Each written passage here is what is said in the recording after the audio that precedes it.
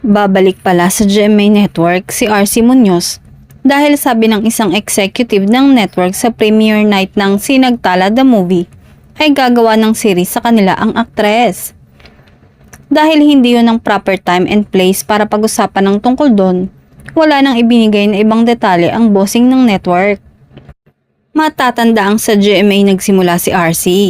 Produkto siya ng 3rd season ng Starstruck at nakagawa ng series sa GMA7. Lumipat siya sa TV5 and later on sa ABS-CBN at naging kapamilya. Kapag natuloy ang series ni RC sa GMA, magiging comeback niya yon at malay natin, baka ikontrata siya uli. But of course, nakadepende sa kanya kung gusto niyang bumalik sa network kung saan siya nagsimula. Nagsimula na ang pagpaparamdam ni RC sa GMA nang mag-guest sa Fast Talk with Boy Abunda to promote the said movie na showing na simula April 2. Ang daming tinanong ni Boy na sinagot naman niya lahat. Game din si RC na pag-usapan ang kanyang pagpaparitoke. Paniwala ng aktres, may purpose ang pagpapaayos niya ng muka.